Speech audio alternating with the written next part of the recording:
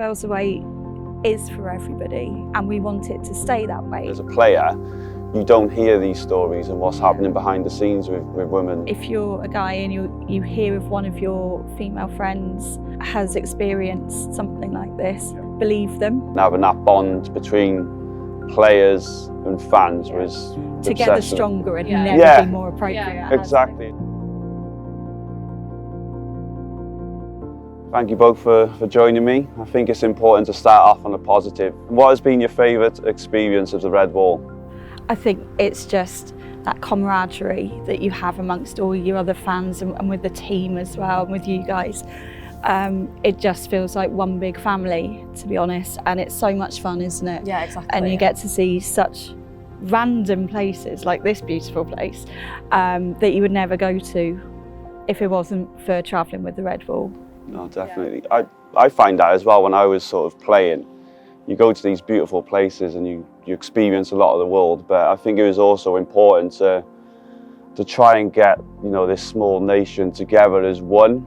And you can see that on and off the pitch as well, with obviously what you guys are doing, you know, singing the national anthem and being behind us is remarkable. And I think it's important to try and keep that as long as possible, because when I first came into the team, you could see it wasn't there at the time. And obviously now, coming to games and seeing it as a fan as well, you know, that atmosphere is fantastic, I personally think. How do you think women's experience is different to men's as travelling as a fan? How do they differ? Yeah, I think the main thing, because obviously for me personally, I travel with my dad and my brother, but I think in terms of women just travelling, you do sometimes get the sort of the odd look here and there, where it just sort of makes you feel uncomfortable. Sometimes you would sort of think, well, are they looking at me because they're sort of thinking to themselves, well, why is she here? She's a woman, type of thing. Yeah. But it could also just be a case of overthinking it as well. Yeah. There have been comments like that, haven't there? I'm sure you've probably had them as well. Yeah, it's difficult because obviously I take my children down to games as well. You know, I've got two daughters, two older daughters and a boy, and you know, luckily I haven't really witnessed much of that going on, and obviously when they're in the stadium they feel pretty okay. But you know, it's just great to hear and see this other side of the stories, because as a player you don't realise what is going on the outside world, because obviously it's in such a bubble, you're just concentrating on the game, and obviously to hear, you know, some of the stories which is going on behind the scenes as when you were playing. Yeah, because it's also in terms of, you know, again, going to my background, that I do go with my brother and my father, so I'm lucky in the sense of I've not had anything directly towards myself. But again, it's the same sort of, obviously you were in the bubble as a player. Yeah. I can also say I've been in a bubble because I'm going with other men. Yeah. That maybe I don't really get to see so much of it happening. Yeah. But again, that's not to say it's not happening to people, because you do hear about it happening to people and everything as well. Well, have you ever witnessed or heard any stories with female of being harassed and then stopping them from attending? They feel like uncomfortable to come back, or? I don't know about any that have stopped attending. Certainly I've had incidents that have happened to myself. Yeah. There's 3 that I can think of off the top of my head. There was to explain them? Yeah, of course. There was an incident in Dublin, Wales fans squeezing past me to get to a seat, just grabbed my backside on his way there. There was in Tirana, no, it wasn't Tirana, it was Trnava in Slovakia, sorry. We were at this bar after the game, and I'd gone outside to get some fresh air because it was an underground bar. It got quite stuffy, and this Wales fan just cornered me and wouldn't leave me alone and would not leave me alone. I managed to get past him and get back into the bar. Unfortunately, I knew half the people in that bar, because you do, don't you? Yeah, you get to know people, you get to know everyone. And people had seen what was going on, and they're like, we've got pictures of him. We've got pictures of him. So I was able to go straight to the FSF and report that, get those pictures over to him, and I think action was taken from that. And then in the Euros, which I very much put in a box because it was a horrible incident and I just had to put it in a box and not let it ruin my summer. We were on the train from travelling back to Lille from Lons after the England game. And I was on the train, it was absolutely rammed. I'd been sort of separated from my friends. I could see them but we weren't all stood next to each other. And this England fan just had me pressed into the corner of a train because he stood like sardines like this. Yeah. And he was putting his hands wherever he wanted, and I was like slapping his hand back, and he was just carrying on. And it took, for me, I managed to get in the attention of one of my friends, and they all just managed to barge their way across and form a ring around me, essentially. But there was nowhere I could move to, so it was just a bit trapped, really. But no, yeah, it's not nice to obviously hear stories like that at all, and it shouldn't happen whatsoever. You know what I mean? But I think that the easiest route for me personally, I've witnessed it when I was a kid, and as a fan, you hear someone shout across the road to a woman. Yeah. And when I was a young age, I didn't say anything. But now, I think that for me, if I hear someone say that or say something to a woman, I'd personally go up and say, listen, you can't say that. And I think that's one easy thing which we could do as fans, is to help each other like that. 100%. Exactly, because it's not a case of, having to start an argument or anything. It's just a case of standing up, just saying one thing, just say, why are you saying that? There's no need for it. Yeah. It's honestly that simple. Just calling that behaviour out. Yeah, exactly. It doesn't need to escalate into anything further, just calling that behaviour out and making them think about it. Yeah, so obviously with your experience, for any woman who's maybe watching this, how would you give them the support? How would you explain to them how would they report it, or what would they do in that scenario? Yeah, I mean, obviously the incident in Slovakia, I was able to get that reported, but that was only because other people had the foresight to get photos of that person. I haven't seen him on a trip since, so I think he's very much not able to travel anymore. But the other two incidents, I wasn't really able to do anything about. It got back to South Wales Police at what had happened in Dublin, because I put it on my Twitter account, and it was picked up, and people...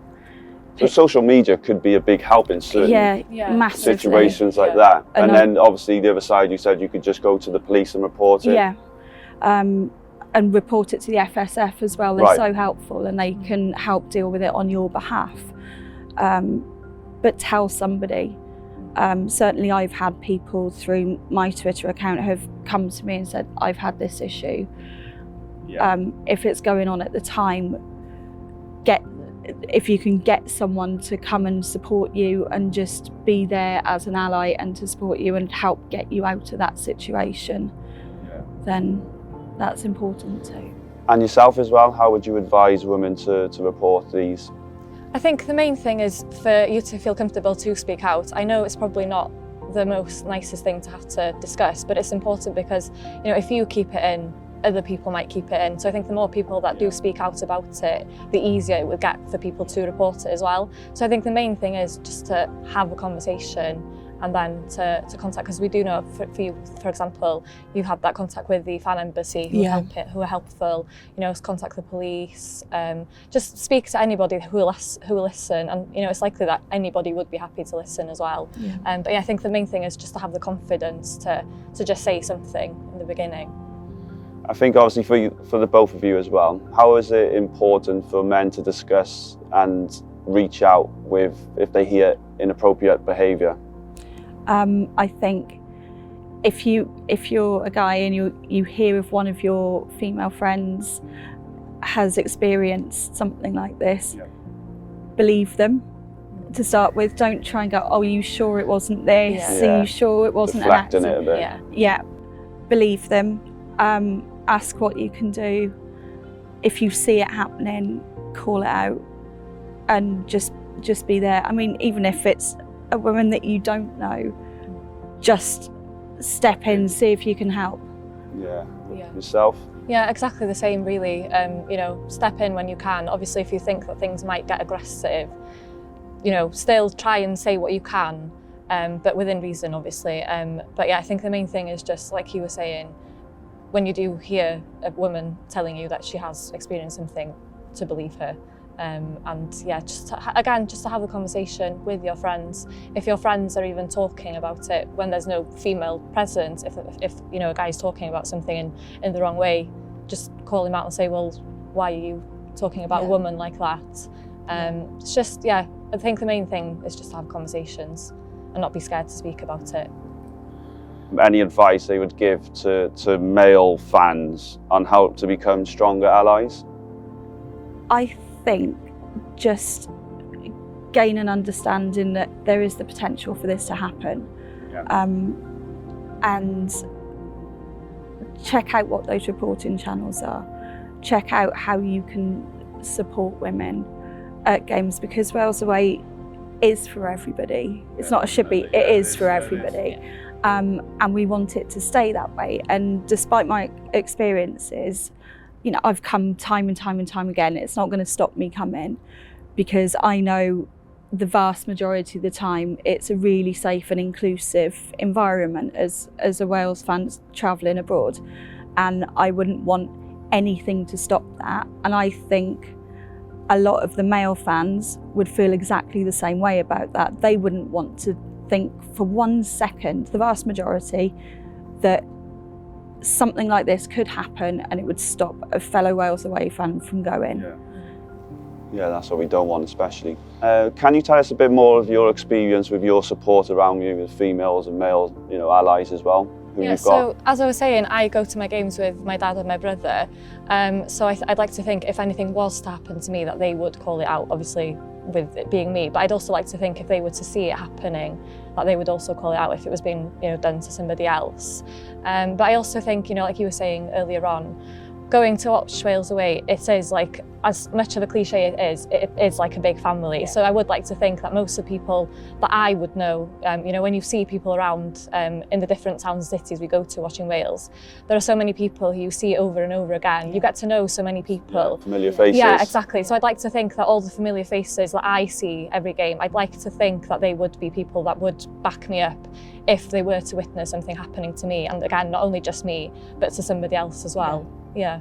It's like growing that sort of bond as well, isn't it? Like opening up to people who you feel supportive and you can sort of rely on as well and got your back. So that's, for me, I think that's important. And I think that's why it's great to see Wales when they do go away and you're meeting new people and interacting. And but like you said, it's still going on. You can walk down the street and someone could be said. So I think it is important to have that supportive network around you who can look after you as well.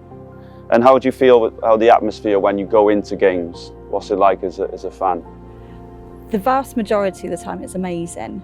The last couple of years there just seems to feel like there's a little bit of an edge, like a stag do mentality. Yeah, would you say? I have definitely felt that lately. Yeah. Why do you think? How's that happened?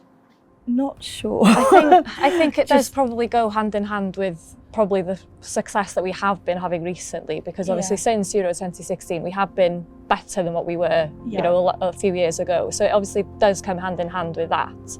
Obviously there's nothing wrong with people coming to the games, enjoying themselves, having drinks, but there definitely has been a little bit of a shift in attitude, I'd say, recently. Does that vary on certain places where you go in the world, or is it just... Definitely, it seems probably. Dublin absolutely was like a stag do mentality.